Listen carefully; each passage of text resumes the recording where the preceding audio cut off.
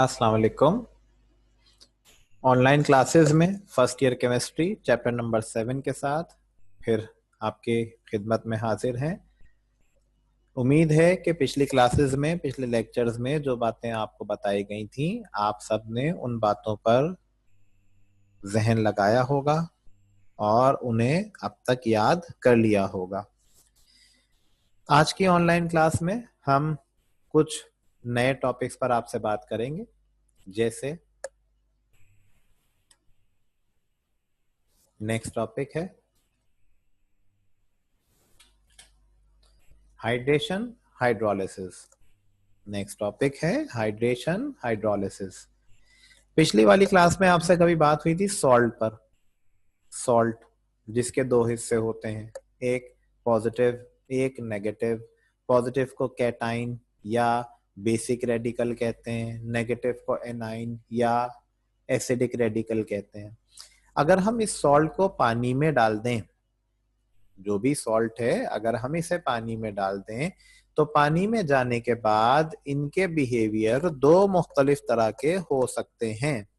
Salt को अगर पानी में डाल दिया जाए तो सॉल्ट का बिहेवियर पानी में जाने के बाद दो मुख्तलिफ तरह का हो सकता है।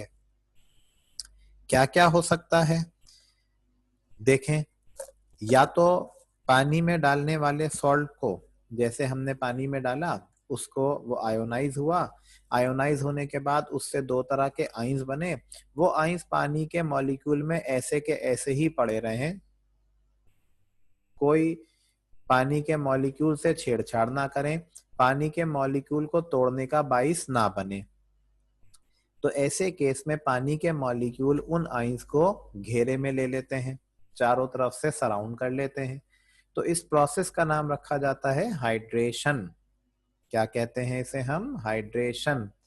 किस बात के लिए कहा गया हाइड्रेशन? मैंने कहा कि भाई एक सॉल्ट है, हमने इसे पानी में डाला तो हम सब ये जान चुके हैं कि सॉल्ट पानी में जाकर आयोनाइज होता है और बनने वाले आइंस को पानी के मॉलिक्यूल ने घेरे में ले लिया, सराउंड कर लिया।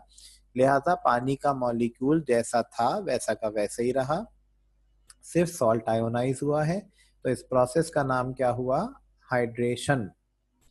जबकि कुछ सॉल्ट्स ऐसा करते हैं कि अगर हम उन्हें पानी में डालें तो वो जो उससे एनाइन और कैटाइन बना है वो पानी के मॉलिक्यूल को ब्रेक करता है।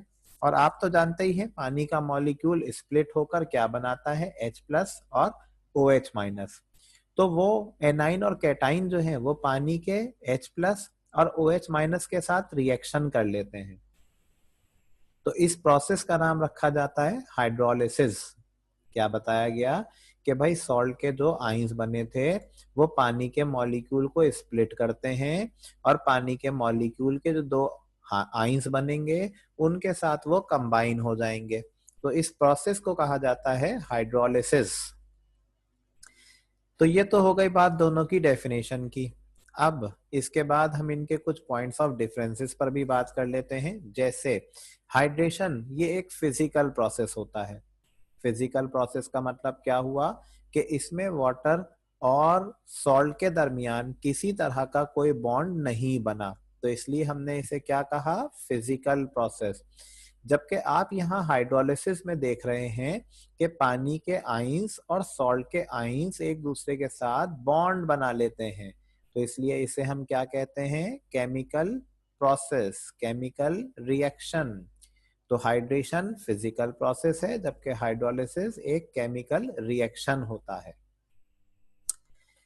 सवाल ये पैदा हुआ कौन सा सॉल्ट पानी में डालें तो हाइड्रेशन होगा और कौन से सॉल्ट को पानी में डालने पर हाइड्रोलिसिस। तो भाई ये जो न्यूट्रल सॉल्ट्स होते हैं, हमने पढ़ा था पिछली क्लास में सॉल्ट तीन तरह के होते हैं, एसिडिक, बेसिक एंड न्यूट्रल। तो ये जो न्यूट्रल सॉल्ट होते हैं, अगर हम इन न्यूट्रल सॉल्ट को पानी में डालेंगे तो प्रोसेस हाइड्रेशन होगा। जबकि अगर एसिडिक या बेसिक सॉल्ट को पानी में डाला जाए तो फिर प्रोसेस हाइड्रोलिसिस हो जाएगा। ठीक है, ये पॉइंट क्लियर हो गया होगा। सॉल्ट तीन तरह के हैं। न्यूट्रल सॉल्ट्स पानी में डालने पर हाइड्रेशन का अमल होगा, जबकि एसिडिक या बेसिक सॉल्ट को पानी में डालने पर हाइड्रोलिसिस का अमल होगा।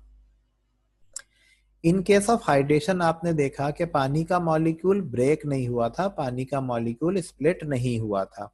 और ना ही उसका कोई नया बॉन्ड बना था। इसलिए पानी की जो अपनी पीएच होती है वो बरकरार रहती है। तो pH of water remains same in case of hydration. जबकि हमने हाइड्रोलिसिस में ये पढ़ा था कि वाटर का मॉलिक्यूल तो स्प्लिट हो गया, और स्प्लिट होने के बाद उसके नए बॉन्ड भी बन गए, वो जो एनाइन और केटाइन था सॉल्ट का उनके साथ। लिहाजा लिहाजा अब तो पानी की पीएच बरकरार नहीं रह सकती। तो pH of water is changed. आखिरी पॉइंट है हाइड्रेशन के लिए कि भाई कोई नया सब्सटेंस तो बनेगा ही नहीं, क्योंकि आपने देखा कि कोई नया बॉन्ड तो नहीं बन रहा, इसलिए कोई नया मटेरियल, कोई नया सब्सटेंस इसमें नहीं बनता। जबकि हाइड्रोलिसिस के दौरान चूंकि दो दो बॉन्ड्स टूट रहे हैं, दो दो बॉन्ड्स बन रहे हैं, तो एज अ रिजल्ट क्या होगा कि दो प्रोडक्ट्स हासिल हो जाएंगी, एक एसिड और एक बेस। दो नई प्रोडक्ट्स मिलेंगी, एक एसिड और एक बेस।